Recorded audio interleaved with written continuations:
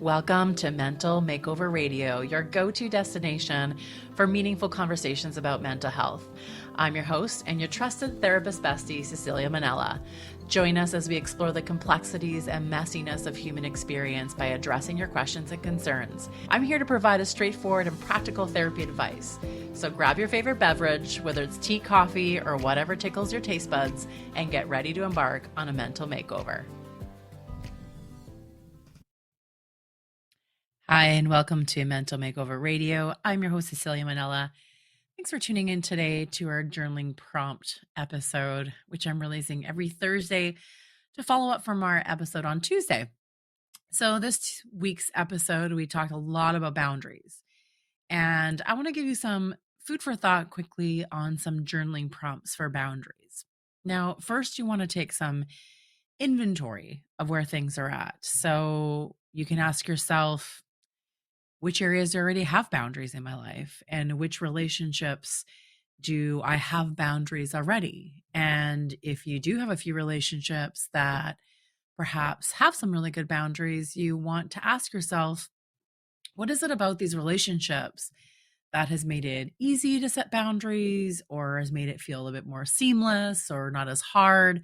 Really diving into the relationships you already have that have boundaries, and ask yourself some questions around what it is about these relationships that make it a little bit easier to set those boundaries. So that's what you want to do firstly with your journaling prompts, is really do a bit of an audit, let's say, of the current relationships and what's currently working. When you're moving into wanting to set boundaries, some ways to write around this are to identify areas that you need them. But where I want you to really start is, I want you to ask yourself some of these questions in journaling. What were boundaries like growing up? What did I see, witness from my family, from my parents, from my siblings, extended family members around saying no and saying yes? Were there any, consequences to saying no? Was saying no encouraged? When someone said no, were they listened to? Were they heard? Were they respected? Or did the opposite happen? Did it, when somebody said no, were there consequences that were really harsh or harmful? Or did you potentially witness someone being excluded?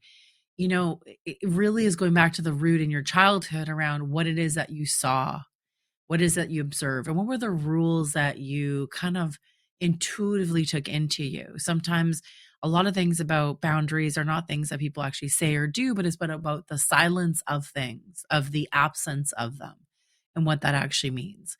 And then I want you to write about, once you go to your childhood and how you learned about them, I want you to go your teenage years and explore about what boundaries were like then. Were you able to say your wants and needs and desires? How easy was it to say no? Did you find yourself holding back your opinions and your thoughts, and why? And I want you to spend a lot of time, thinking about the why and writing about the why from a place of compassion and love, and not from a place of judgment or hardship, because sometimes the whys can sound harsh or they can be very judgy. And as you move through those, I want you to continue around the history of your life and follow the story, the thread, the narrative of boundaries throughout your life until you come to present moment. And really see the ebbs and flows of when it's been easier or harder, or maybe in times that did really get hard, and why was it hard? Why was it easier? Being curious and open to that exploration of yourself, because trust me when I say that you're going to discover some amazing things in a journaling process with boundaries. After you've done a bit of a audit, let's say, of the history of your life around boundaries, I want you to ask yourself, what do I want boundaries to look like in my life?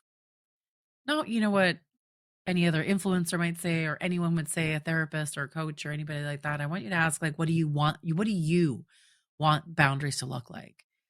How do you want to live into them? And this is a step into constructing your own vision, your own pathway of the boundaries that you want in your life. And I want you to dive into, why do you want it that way? Why is that important to you? Why are you passionate about it? And why do you want this change? What is on the other side of setting up these changes? What is on the other side of those boundaries? And then I want you to write an affirmation to yourself. So I want you to um, root it in something that is meaningful. So most people pendulum swing too far into positivity, and I want you to sit in a place of something that gives you the encouragement and the support and the love to set those boundaries, to begin taking those small steps. Maybe it's just a simple, I can do this and I can do hard things because I've done hard things before. Maybe it's around, I'm capable and I deserve boundaries. Anything that's really short and to the point, I want you to kind of set an intention and an affirmation that you can go back to when things feel a little bit more challenging. So I give you lots of stuff to write about, a lot of things to dive into around journaling for the week. Spend some time getting to know yourself, getting to know where you want to go with boundaries, and diving into what boundaries actually mean to you and the affirmation to help you move forward in that. I hope you have a fabulous week, and I'll see you next time. Be bold, be brave, be well.